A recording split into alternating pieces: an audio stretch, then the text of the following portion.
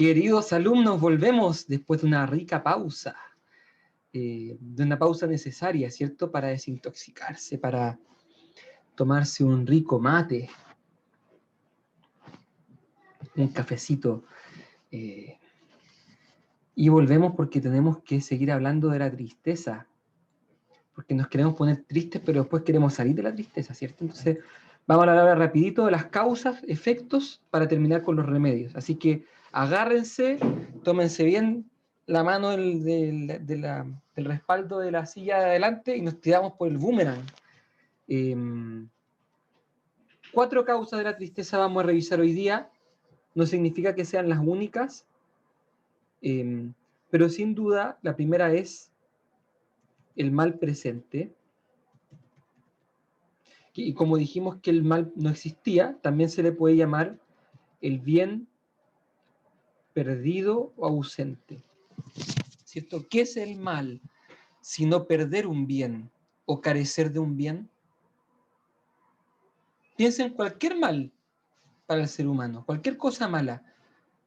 Siempre es mala, de nuevo, porque no existe el mal, porque o implica perder un bien o implica mantener un bien como ausente. Piensa en cualquier cosa mala, les desafío.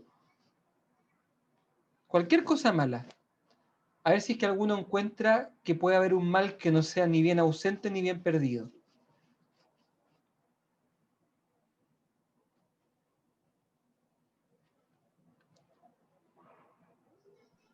Profe, no Podría entendí. ser presente como quizá una mala relación.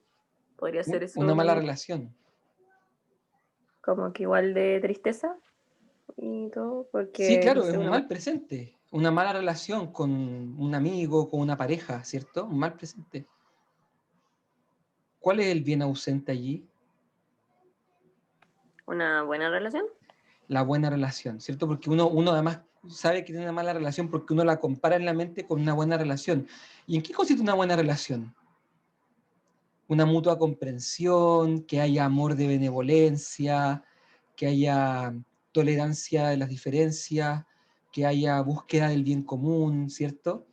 Eso, una buena relación tiene esos ingredientes. Entonces, cuando estos ingredientes no están, hablamos que hay una mala relación.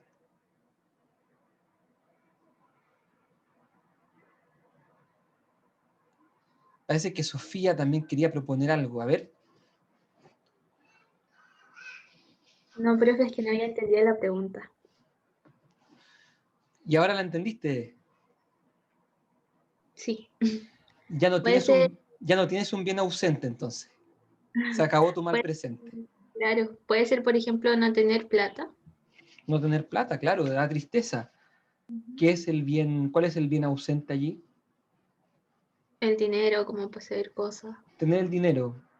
Y si es Ujú. que no estamos tan mal, porque en el fondo el dinero no es lo importante, sino que el dinero te permite alcanzar algunas cosas que son importantes para la vida familiar, para la vida personal, ¿cierto? Ujú. Entonces, Sí. la primera causa de la tristeza es el mal presente, pero que también puede ser dicha como el bien perdido o ausente, ¿ok? Que es lo mismo. Lo que pasa es que otra manera de verlo. Segunda causa, y eso, bueno, esto era obvio porque la tristeza no puede ser causada por un bien, ¿cierto? Tiene que ser perdido o ausente para que sea percibido como un mal, ¿ok? Segunda causa de la tristeza, y aquí nos vamos a poner bien profundo, el deseo.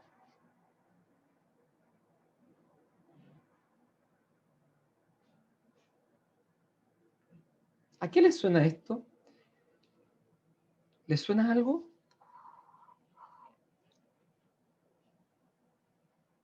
¿Hay alguien aquí que pertenezca o que conozca la cultura budista?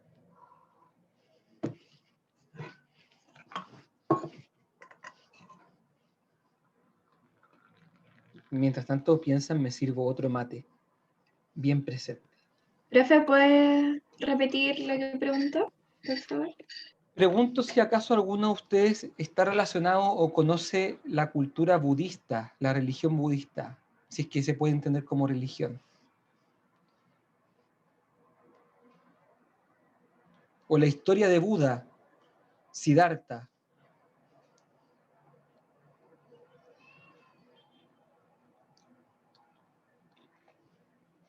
Es muy interesante, bueno, veo que no conocen tanto, pero la historia de Buda, esta es la historia de un joven muy, digamos, que nació en una familia muy acaudalada, y que desde temprano captó que en la vida habían alegrías y sufrimientos. Y lo que hacía infeliz a la gente no era la alegría, sino que el sufrimiento. Y entonces este joven se preguntó en algún momento de su vida, ¿qué es lo que hace sufrir? O en palabras nuestras, ¿qué es lo que causa tristeza? Y analizando, llegó a la conclusión de que es el deseo la causa de nuestras tristezas. ¿Cómo es esto? Claro, uno se pone triste porque no se sacaba el mate, pero solamente ocurrió esto porque primero yo deseé tomar mate, ¿cierto? O uno se pone triste porque te patean, ¿cierto? ¿Y por qué te pones triste? Bueno, porque tú deseabas estar con esa persona.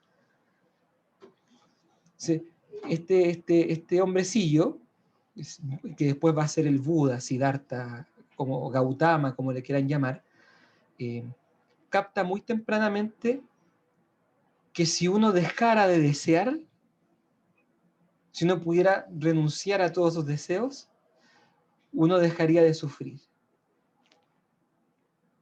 Interesante planteamiento, ¿cierto?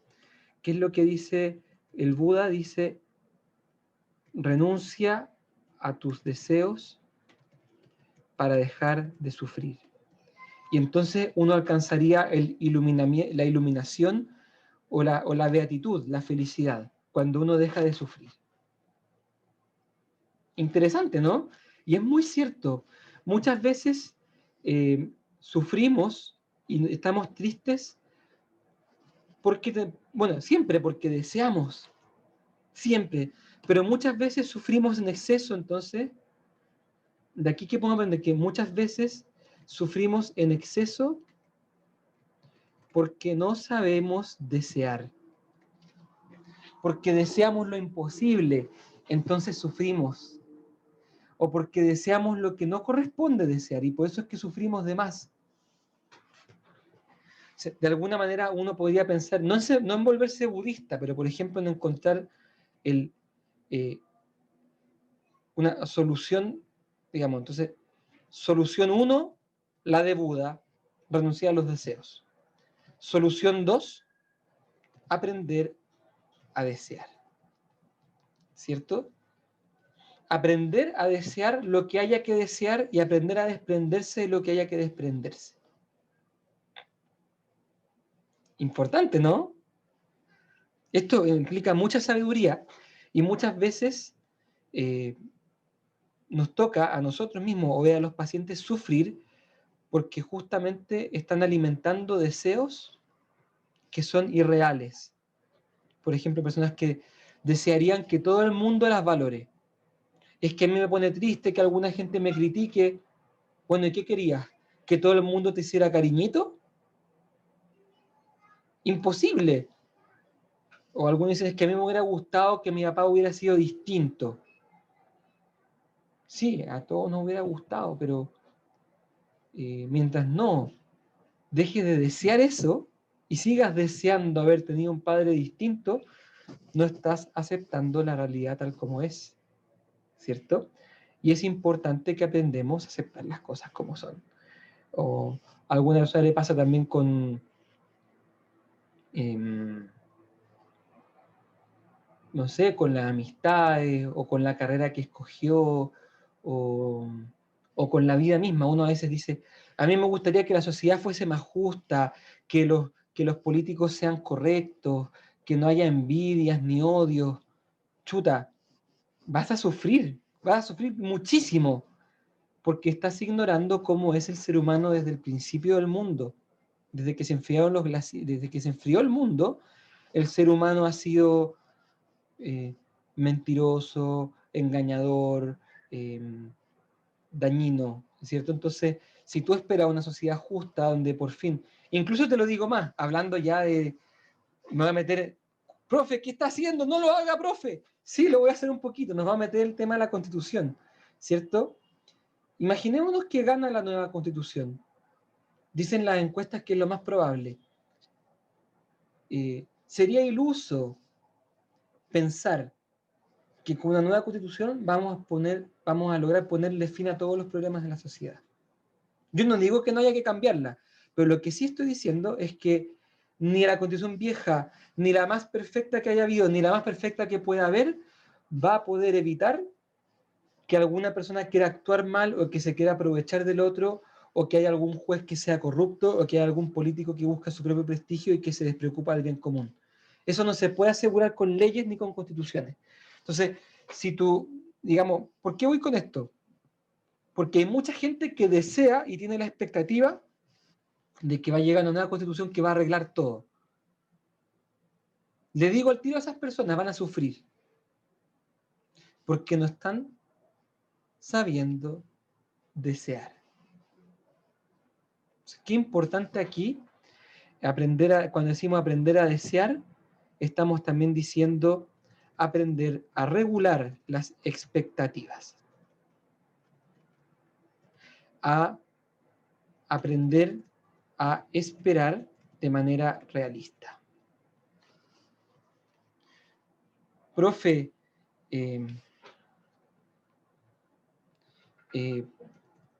solución 1, la solución budista. Solución 2, aprender a desear, ¿cierto? Manejar las expectativas. Profe, ¿puede repetir de nuevo lo que era aprender a desear? Es que no me queda muy claro. Aprender a desear significa... Perdón.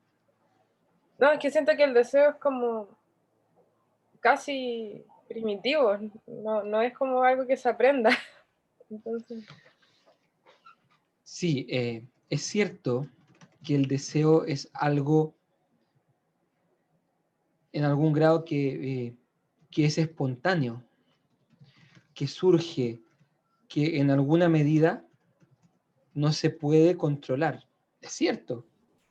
Es innato en nosotros. Hay algo tiene un nacemos. componente innato, pero ojo, pero ya que el ser humano desea, o que el ser humano posee un alma racional, es decir, atravesada de racionalidad y atravesada de libertad, tenemos la oportunidad de encauzar, gobernar e incluso modificar nuestros deseos. Y esto es muy cierto. Si esto no fuese así, mejor dejemos de hacer psicoterapia. La mayoría de las personas llegan a terapia porque no saben desear, porque le temen mucho a algo y no deberían temerle. El cambio emocional sí existe, pero no se da un día para otro. Por ejemplo, una persona que le carga el fútbol puede aprender a gustarle el fútbol. O no sé si a usted le ha pasado alguna vez que hay algo que nunca le ha gustado mucho, pero no sé, se ponen a pololear con alguien que le gusta mucho un tema y de repente por cariño, no sé, porque te abriste porque le gustaba a la persona que a ti te gusta, te empieza a gustar algo que siempre te cargó. Yo me acuerdo cuando chico que a mi hermana le cargaba el queso y con el tiempo le empezó a gustar el queso. Entonces, vemos que a pesar de que hay un componente innato, espontáneo en los deseos, también hay un componente modificable en los deseos. Digamos, no es del todo fijo. Y a mí me ha pasado, por ejemplo, que cuando me he formado más musicalmente, me he dado cuenta que algunas cosas que antes no me gustaban de la música, ahora me gustan porque las entiendo. Y ustedes podrán pensar en sus propias vidas en muchas cosas que quizás antes no les gustaban y ahora les gustan, o cosas que antes les encantaba y ahora no. Yo he conocido mucha gente vegana que me decía que antes le encantaba comer carne y ahora le da asco. ¿Cómo puede ser eso?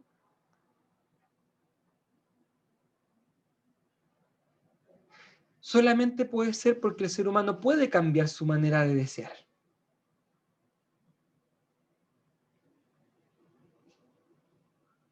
¿Se entiende el punto? O sea, digamos, es mucho más común, cuando miramos nuestra vida es mucho más común notar que los gustos van cambiando a pensar que surge un gusto en un momento y dura para siempre igual. Eso es un fijismo. En general los gustos van progresando o van cambiando o van profundizándose, pero nunca son fijos.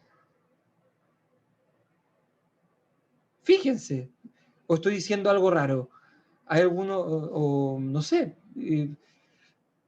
hay algún, se le ocurre algún ejemplo, pero fíjense que eh, fíjense que, a ver, aquí es importante este punto porque se nos dice muchas veces, se nos repite en canciones que los gustos, que los deseos, no hay nada escrito, que los deseos no se pueden cambiar, que si yo siento algo es así para siempre. Cuando en realidad si tú te fijas bien en tu vida, lo más común es que tus gustos y tus deseos vayan modificándose. No estoy diciendo que todos los deseos siempre se modifiquen, pero todos se pueden modificar en algún grado, o algunos se podrán cambiar, o algunos pueden progresar. ¿Me explico?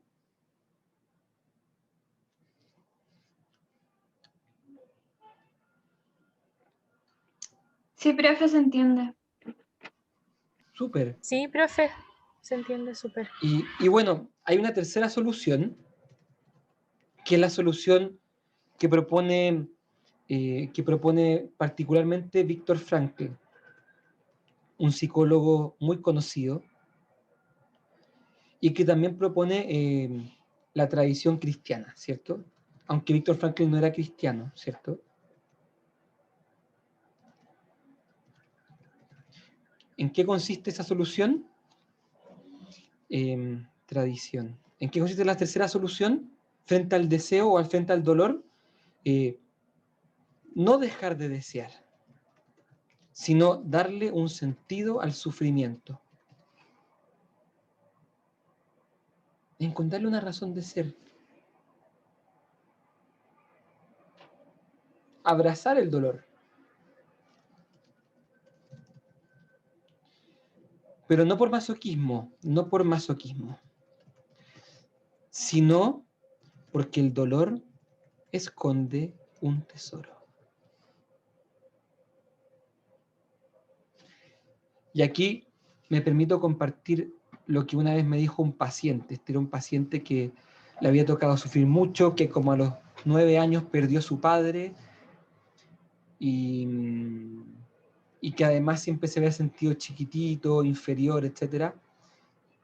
Y él me decía que él no podía dejar de sufrir al acordarse de su infancia.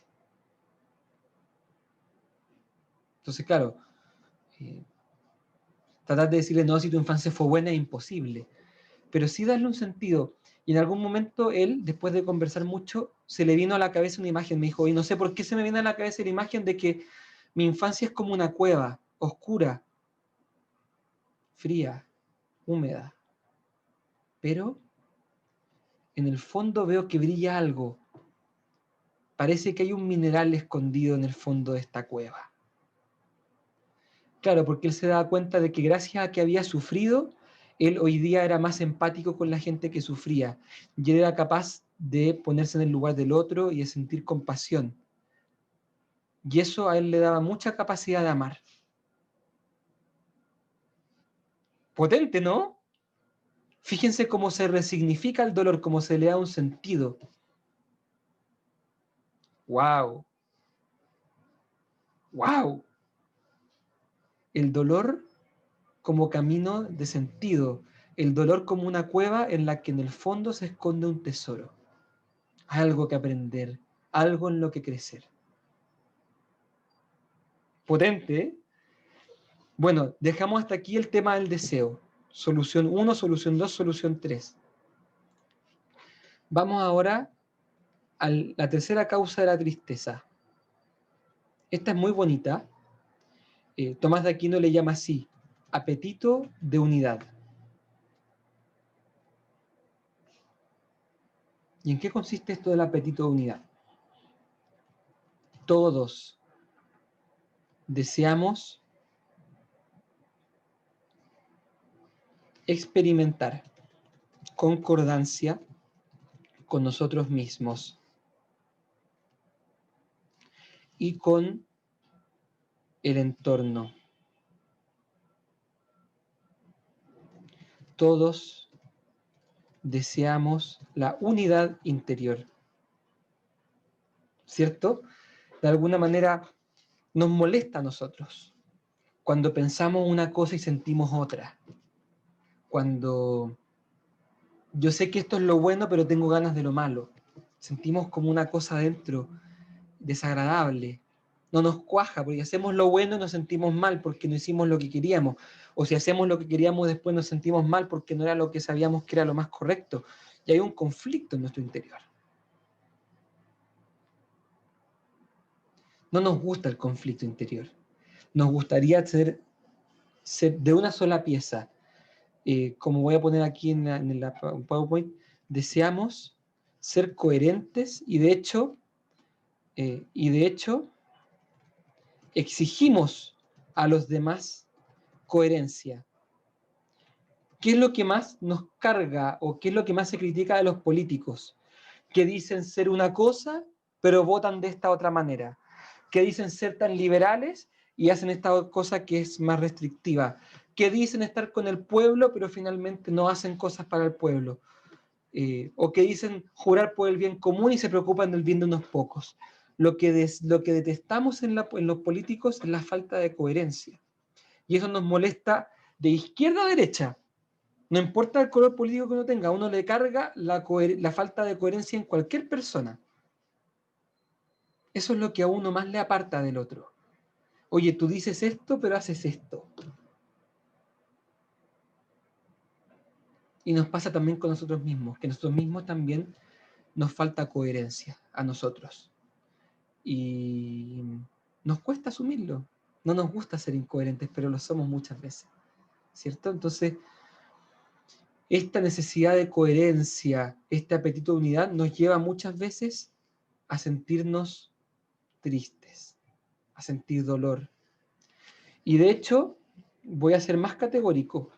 Todo trastorno psíquico implica falta de unidad interior. ¿Cómo es eso, profe? Pensemos cualquier trastorno. Pongamos cualquier ejemplo, le escucho. Unidad interior o unidad exterior.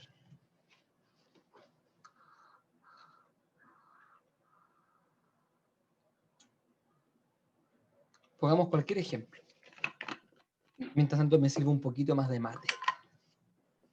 No entiendo a qué se refiere con la falta de unidad interior. Como la ¿Como bipolaridad. de que sea incoherente? En el ¿A eso se sentido de refiere? que hay como una partidura en el alma humana. Voy a partir tirando un ejemplo. Hablemos de la fobia. ¿Qué le pasa al fóbico?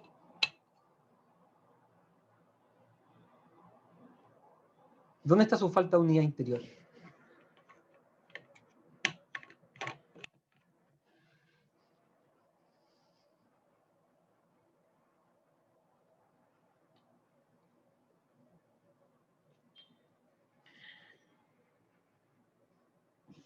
Es como más externo. O sea, que le tiene como mucho miedo exacerbado a alguna cosa. Ya, le tiene miedo a observar una cosa. ¿Dónde está la falta de unidad? En el fondo sería más cómodo no tenerle miedo a esa cosa porque su vida sería más agradable y más fácil probablemente. Sí. Entonces, en el fondo, la fobia lo que hace es como que lo coherente sería como uno poner de su parte para estar bien, pero la fobia sería como lo contrario, porque en el fondo uno se encontraría con el objeto fóbico y uno no podría hacer nada al respecto. Va súper bien. Lo voy a traducir en palabras más formales, en palabras del ramo. La sensibilidad le teme al objeto fóbico, pero la racionalidad no le teme y se da cuenta de que su tendencia sensible Es incoherente. ¿Me explico?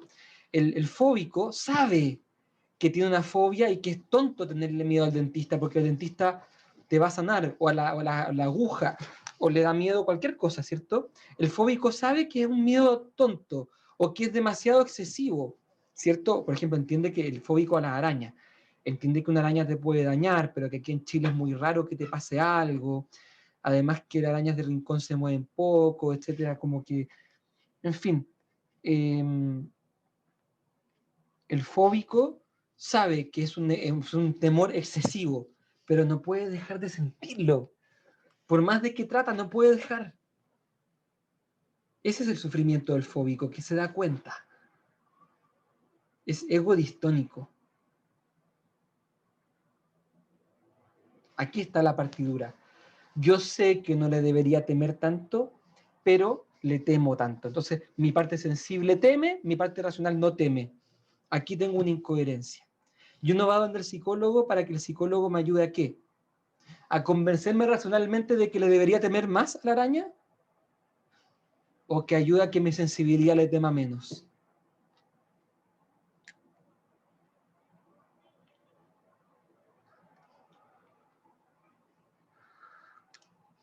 Opción B, ¿cierto? Ningún fóbico va al doctor para que el doctor o el psicólogo le diga que está bien tenerle fobia a la araña. Va al doctor porque quiere dejar de sentir ese miedo tan extremo, ¿cierto? En el fondo lo que quiere la persona es Profe, cambiar su sensibilidad, ¿sí? entonces igual la falta de unidad interior o exterior no necesariamente tiene que ser percibida por la persona, ¿no?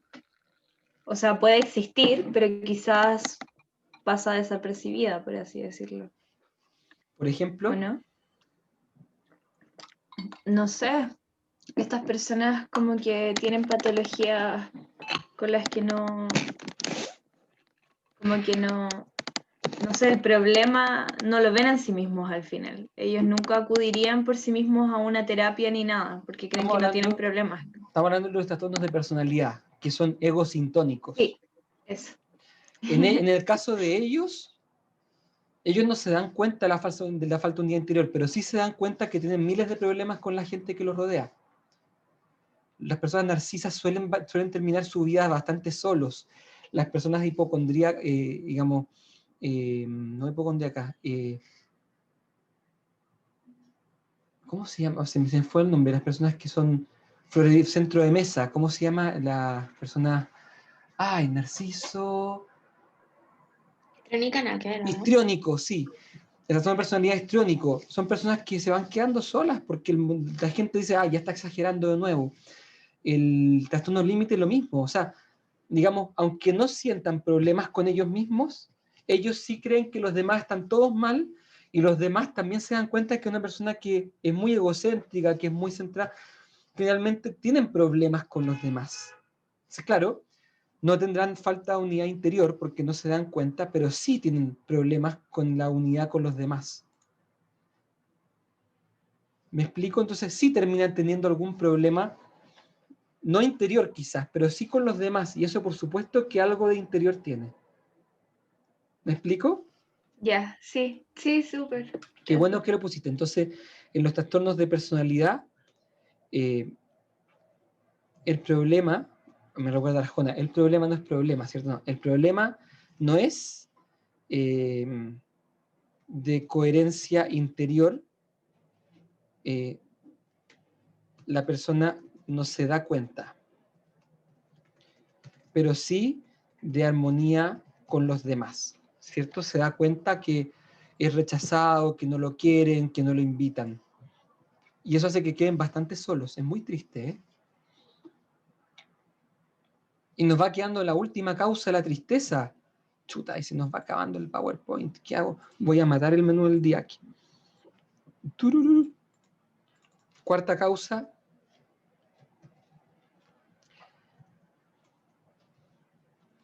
La violencia.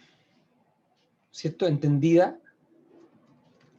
como fuerza que me obliga. ¿Cierto? Como fuerza o poder, ¿cierto? Fuerza, poder que me obliga, que me fuerza, ¿cierto? Es un tipo de violencia, ¿cierto? No es la violencia física, sino que es una violencia que, digamos, me obliga a ser o a estar donde no quiero.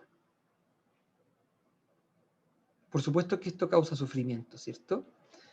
Cuando alguien impone su fuerza y me obliga a lo que no quiero. Esto también causa tristeza, frustración, pena.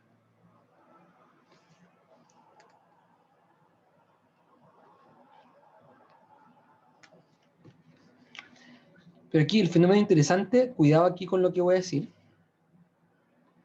No quiero que se malentienda. No obstante, en algunos casos, la violencia es tal que uno termina queriendo lo que no quería. Y entonces ya no causa sufrimiento, sino alegría.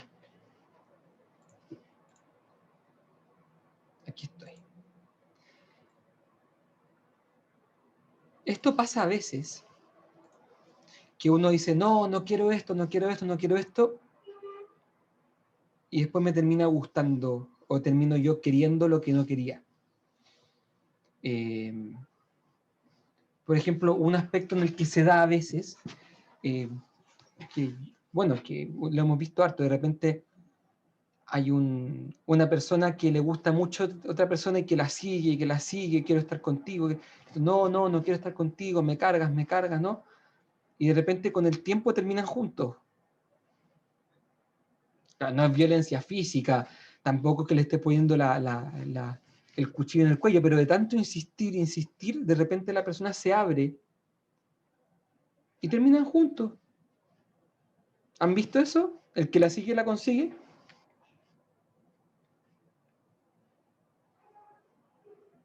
Profe, Uh-huh. pero ¿eso no lo hace patológico?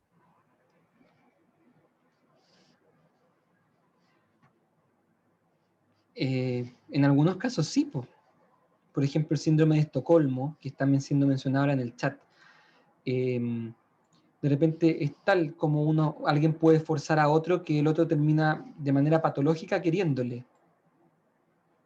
Puede ser. Pero no siempre, porque efectivamente puede ser que yo antes me haya negado algo, pero en el fondo haya sido algo bueno lo que me negaba. Por ejemplo, no sé, de repente los amigos te dicen, por ejemplo, voy a poner otro ejemplo bueno, ¿cierto? Los amigos te dicen, ya, pues tírate van a Fantasilandia con los amigos y todos se tiran el boomerang menos tú. Y los amigos te dicen, ya, pues tírate, ya, pues no seas cobarde, ya, pues tírate. Y de repente te subía al boomerang presionado y la pasáis increíble, y después te subís de nuevo y en el fondo tú agradeces que te hayan obligado. Esto es muy común y nadie diría que esto es patológico, ¿cierto? Pero también es cierto que hay algunas personas que forzando a un amigo a subirse al boomerang lo pueden traumar, ¿cierto? Puede hacer que se sienta mal o que la pase pésimo. Entonces, como que depende mucho de cada psiquismo y de la situación. Hay gente que puede quedar traumada porque fue obligada a subirse al boomerang. Como hay gente que también necesitaba que le empujaran un poco para soltarse. O sea, digamos, esto no hay una regla universal.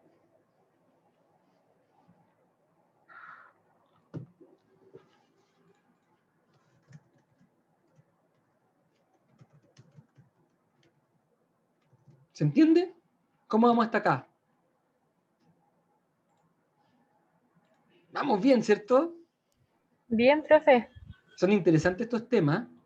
Por ejemplo, aquí en el punto D voy a poner un ejemplo que es muy típico de la terapia.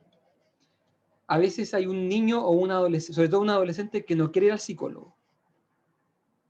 Le carga, no quiere, papás, no voy, no. Y de repente necesita, y los papás lo obligan a ir a la primera sesión. No, mira, anda a primera sesión, anda, tienes que ir, no sé qué, te obligamos. Y la persona va obligada a la sesión, y a veces el psicólogo es hábil, es buena onda y todo, y hace que la persona le termine gustando ir al psicólogo. Uno diría, sí, hay un poco de violencia porque los papás lo están obligando a ir al psicólogo, el niño no quería ir, pero bueno, parece que el psicólogo era bueno, parece que no era nada malo, y la persona termina gustándole al psicólogo y le sirve.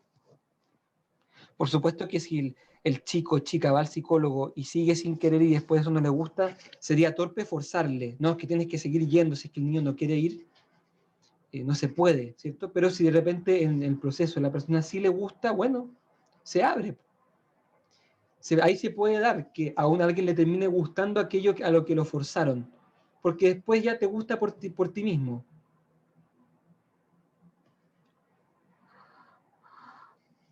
Depende del caso.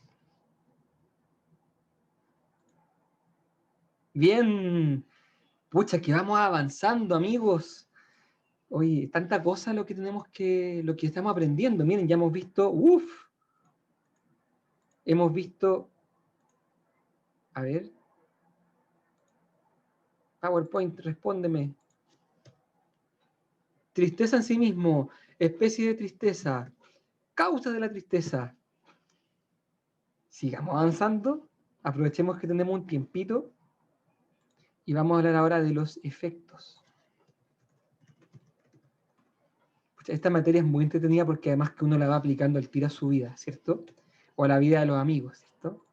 Como cuando dice, no, sí, a mí no me pasa. A un amigo mío le pasaba, ¿cierto? En el fondo le pasaba a uno. Efectos de la tristeza. Vamos a ver 4 efectos de la tristeza. Es decir, ¿qué es lo que la tristeza produce? En primer lugar, vamos a hablar de un tema que es potente, ¿cierto? Y del que partimos hablando hoy día. La tristeza priva de la facultad de aprender.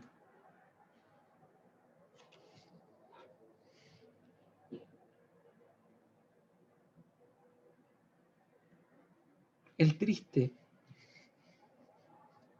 no aprende cosas nuevas, no computa. El que está triste no quiere, le da lata aprender. Profe, Uh-huh. pero estando triste igual puedo reflexionar y aprender cosas de lo que me pasó y me mantiene triste. Exactamente. Si la tristeza es moderada, permite reflexionar y aprender. Completamente de acuerdo. Y esta es la gran metáfora de lo que, no sé si vieron intensamente, que gracias a la tristeza la niña reflexiona y vuelve donde los papás. Uy, perdón por el spoiler, pero es que si ustedes son psicólogos de segundo año, no pueden haber dejado de haber visto intensamente. Partieron esta semana, si tienen un tiempo libre, a ver intensamente. Y el que ya lo vio, léalo de nuevo y analícelo con lo que está aprendiendo aquí. Porque es una película profundamente bonita, hermosa y además verdadera. Entonces, si la tristeza es moderada, permite reflexionar y aprender. Pero si es mucha, no se puede pensar, ni reflexionar, ni aprender nada. Y esto ya lo vimos, ¿cierto? Porque en el fondo, ¿por qué ocurre esto? Porque 2 razones. 1, la tristeza absorbe nuestra atención, ¿cierto? Cuando estamos tristes porque, por ejemplo, nos pateó nuestro ex, pensamos en el ex, pensamos, y estamos todo el rato pensando en eso. Nos absorbe la atención. Y segundo, la tristeza afecta a la disposición del cerebro. Es decir, físicamente estamos afectados por la tristeza, entonces nos cuesta más. Nos cuesta más tener el cerebro libre para poder razonar y pensar. Entonces, por eso es que la tristeza nos priva de la facultad de aprender. De ahí que una persona depresiva, tú no le puedes pedir que entienda lo que está viendo en clases. Por eso es que una persona depresiva puede pedir un certificado para que le eximan. Por eso es que una persona que está demasiado triste por la pandemia y afectada no va a entender mucho las clases. ¿Me explico? Y el cansancio es un tipo de tristeza, ¿cierto? Entonces, cuando uno está muy cansado tampoco entiende mucho. Y de ahí, más importante todavía, no se puede hacer psicoterapia con alguien que está en estado de abatimiento o depresión mayor. Porque efectivamente tú le puedes hablar muchas cosas muy interesantes, pero no te va a entender, ni va a asumir, ni va a aprender nada. Por eso, primero necesitamos que el deprimido mejore en algo su ánimo. Y esto mediante medicación. ¿Ok? Entonces sí es importante la medicación en algunos casos, porque si no la psicoterapia no sirve de nada. Es puro perder el tiempo. Si no hay aprendizaje, si no hay, no se saca nada en limpio, ¿cierto? Punto B. Efecto de la tristeza. ¿Cómo camina alguien triste, amigos? ¿Cómo es la caminata de alguien triste?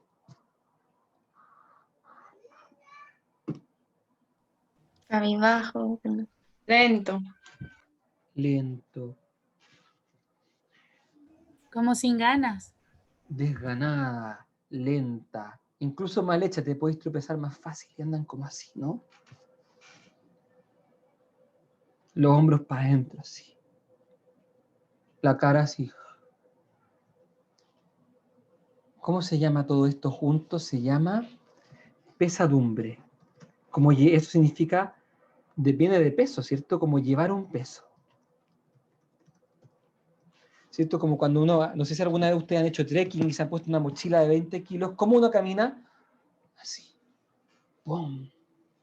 ¡Pum! Porque el peso te lleva a caminar distinto. Entonces, la pesadumbre se refleja en dos ámbitos. En lo corporal y en lo anímico. Entonces, ¿cómo es la pesadumbre corporal? Ya la dijeron, ¿cierto? Caminar lento, cabizbajo, hombros apretados, torpeza, ¿cierto? Como llevando una mochila. Pero también tiene un correlato anímico, pesadumbre anímica. Que uno se pone grave. Grave significa pesado. Y cuando se pone grave significa que todo se ve muy serio. Todo parece importante. No hay espacio para el humor, ¿cierto? Cuando alguien está así, la alegría o ligereza de los demás irrita. ¿Por qué están todos riéndose tanto si pasó algo tan grave, tan serio? ¿Cierto? Uno se pone grave de ánimo, ¿cierto? Uno se desanimó, como sin ánimo. Ese es el segundo efecto de la tristeza. Entonces, fácilmente uno capta que alguien está triste, bien, porque se le ve como cargando un peso, o bien porque está demasiado serio, porque no sonríe nada, ¿cierto? Tercer efecto de la tristeza. Este es muy bonito también. Debilita la operación. Acuérdense que operación significa el actuar. Tanto los actos externos, como los internos. ¿Se acuerdan que la semana pasada veíamos que la persona que estaba contenta, cómo hacía las cosas que le gusta? La hace bien, ¿cierto? El que le gusta su pega la hace bien. El que está triste hace todo mal. El que está triste hace todo mal o más o menos. ¿Cierto? El que está triste estudia, pero estudia entendiendo muy poco. El que está triste lava la loza, pero la lava mal. El que está triste se viste, pero se demora un montón. El que está triste se ducha, se demora media hora en ducharse, ¿cierto? Lo hace lento, torpe, sin cuidado por los detalles, con errores, ¿cierto? El que está, por eso es que cuando uno ve que alguien está haciendo algo mal, uno le dice, oye, ¿qué te pasa? ¿Estás bien? ¿Cierto? Y esto tanto con lo interior como lo exterior. Entonces, esto se ve reflejado en los actos exteriores, como por ejemplo caminar, lavar, ordenar, como en los interiores, ¿cierto? Forma de pensar, imaginar, etcétera, ¿cierto? Todo uno lo hace peor.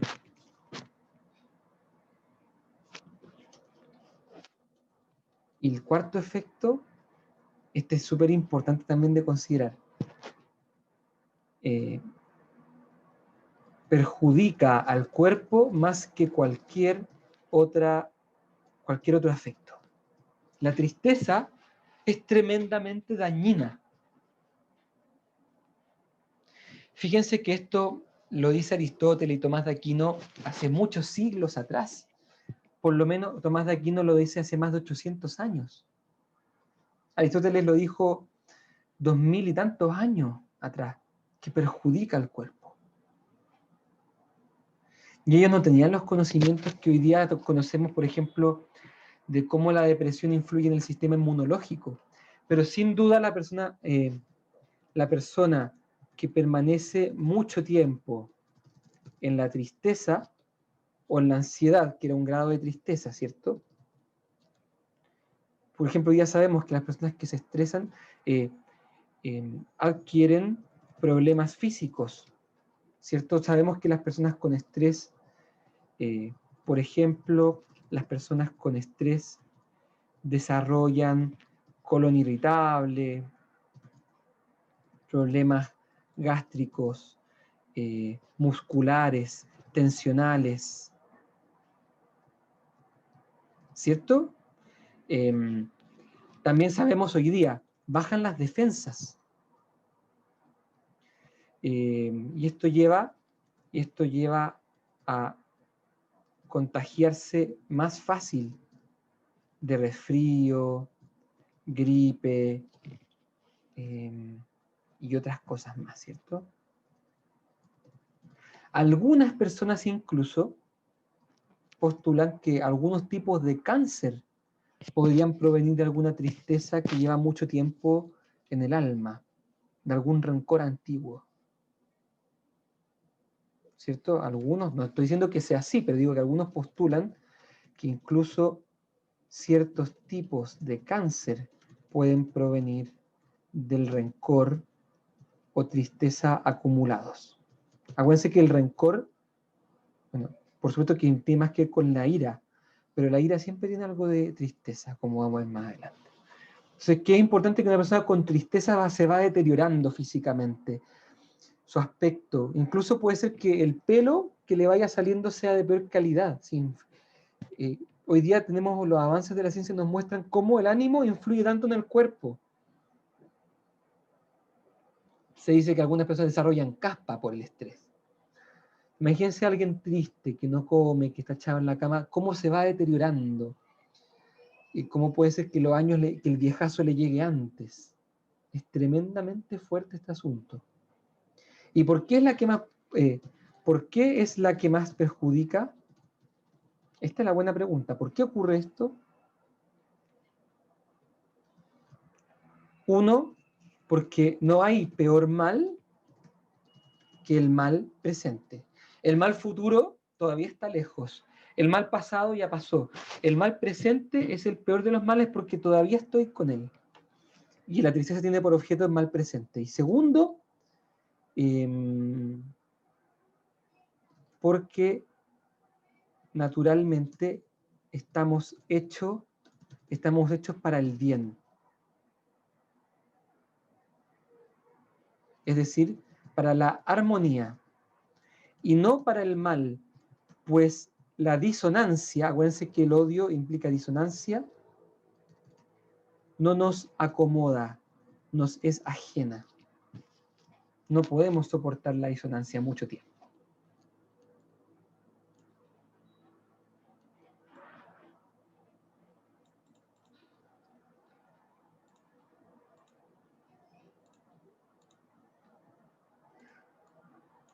Ahí está.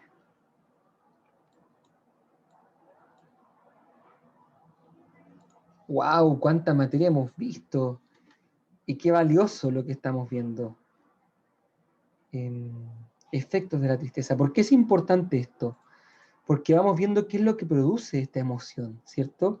Cómo la depresión puede ser tan dañina, cómo la persona deprimida no piensa bien, piensa que todo va a andar mal, todo lo calcula mal, ¿cierto? Es típico, la persona depresiva cree que es lo peor del mundo, tiene un pensamiento binario, blanco-negro, se toma todo muy serio. Entonces, hay que entender que esto no es porque la persona sea mala, sino que efectivamente está muy afectada por su estado de ánimo.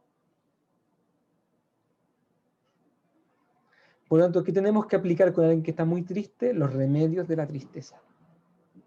¿Y cuáles son esos? No creo que alcancemos a verlo ahora. O sea, tenemos 10 minutos, pero no los quiero, digamos, ya se han comido, ¿cuántos pedazos de pizza se han comido? A ver. Se han comido 5 slides. 6, a ver. No, no puede ser tanto. A ver. 1 slide, 2 slides, 3, 4, 5. No es suficiente. Nadie puede comerse 6 pedazos de pizza, ¿cierto?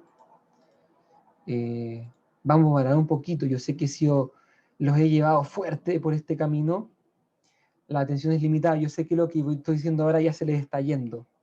Ah, mira, me están aplicando la materia, la atención es limitada, ya estamos cansados. Yo no quiero que ustedes les dé asedio a este ramo. Yo sé que voy rápido y que este es un bien arduo, pero no quiero cansarlo. Voy a hacer un poquito más de mate. Estamos llegando al final. Simplemente dejo el micrófono abierto para que ustedes hablen, comentarios, inquietudes, dudas, preguntas, comentarios de materia o no de materia, desahogos. Y por supuesto voy a dejar hasta aquí la grabación para que vayamos descansando y permiso, detener grabación.